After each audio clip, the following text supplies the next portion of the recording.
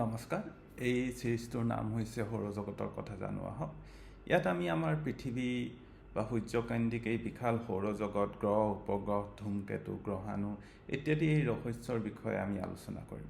আমি একেলগে শিকিম নানান কথা। আমাৰ কিতাপত কিছুমান কথা থাকে, কিতাপত সাধাৰণতে আমাৰ গ্ৰহখিনিৰ কথা থাকে আৰু বাকী কথাবিলাক নাথাকে। গতিকে তাৰ বিষয়ে আমি এই চিৰিজটোত ভালকৈ আলোচনা কৰিম। বলক আমি একেলগে আজি এটা ইণ্টাৰেষ্টিং কথা শিকোঁ।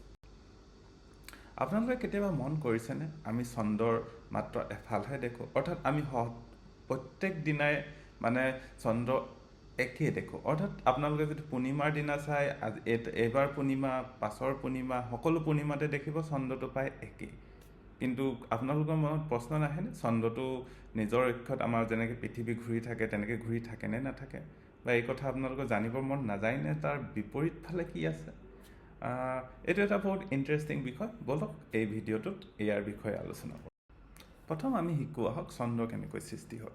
আমাৰ প্ৰায় 451 বিলিয়ন বছৰ আগত পৃথিৱীৰ সৈতে মংগলৰ সমান প্ৰায় গ্ৰহ এটা আমাৰ বিজ্ঞানীসকলে নাম ৰাখিছে থিয়া। সেই গ্ৰহটোৰ এটা সংঘৰ্ষ হৈছিল। তাৰ সংঘৰ্ষৰ ফলত পৃথিৱীখন বহুত পৰিমাণে বদলি হৈ গৈছিল আৰু সেই থিয়া নামৰ গ্ৰহটো বহুত ভাগি গুৰি গুৰি হৈ পৃথিৱীৰ চাৰিওফালে ঘূৰিব ধৰিছে। আপোনালোকে কেতিয়াবা শনি গ্ৰহৰ চাৰিওফালে ঘূৰি ফুৰা ৰিংটো দেখিছেনে? তেনেকৈ সেই ৰিংটোৰ গতে পৃথিৱীৰ চাৰিওফালে ঘূৰিব আৰম্ভ কৰিছিল আৰু সময়ত সেই কাষত ঘূৰি ফুৰাবিলাক যিবিলাক ঘূৰি ফুৰিছিলে, যিবিলাক টুকুৰা টুকুৰা শিলৰ নিচিনা ভাগি, সেইবিলাক লাহে লাহে গোট খাই আমাৰ চন্দ্ৰটোৰ সৃষ্টি হ'ল, ঠাণ্ডা হৈ আৰু বৰ্তমান আমি ধুনীয়া চন্দ্ৰটো আমাৰ চাৰিওফালে ঘূৰি ফুৰে।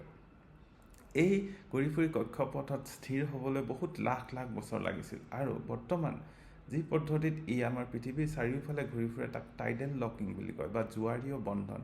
এই টাইডেল লকড হৈ থকাৰ কাৰণে আমি চন্দ্ৰটোৰ মাত্ৰ এটা ফালে দেখি পাওঁ। বলক এই টাইডেল লকড কি হয় আমি নেক্সট শ্লাইডত আলোচনা।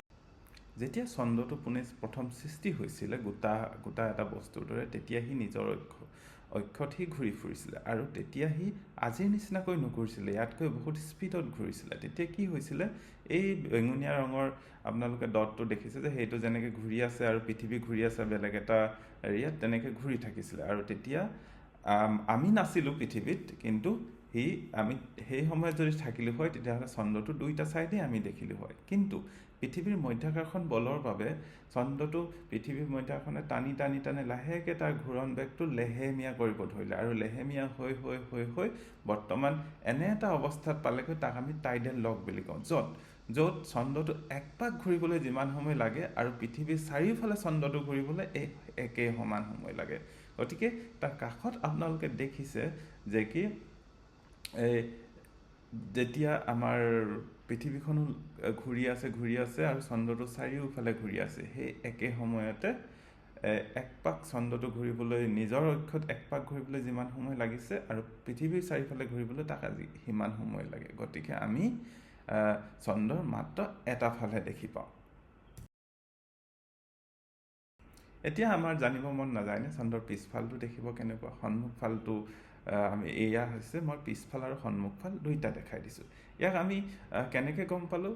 1959 চনত ছভিয়েট মহাকাশযান লুনা 3 বুলি এখন গৈছিল, সেইখনে এই ছবিটো তুলি পৃথিৱীলৈ পঠাইছিল। আপোনালোকে চাওক, সেই পৃষ্ঠটো সন্মুখ ফালৰ গতে প্ৰায় একেই, এইফালে অলপ বেছি কিছুমান ডট গাঁত থকা নিচিনা লাগিছে, কিন্তু হ'লেও দেখিব প্ৰায় একেই। আজি খণ্ডটো ইমানতে সামৰি মাৰিছোঁ। আশা কৰোঁ আপোনালোকৰ ভাল লাগিলে বেলেগৰ লগত ভিডিঅ'টো শ্বেয়াৰ কৰিব আৰু এনেধৰণৰ ইণ্টাৰেষ্টিং ভিডিঅ'ৰ কাৰণে মোৰ চেনেলটো ছাবস্ক্ৰাইব কৰি ল'ব। থেংক ইউ, ধন্যবাদ।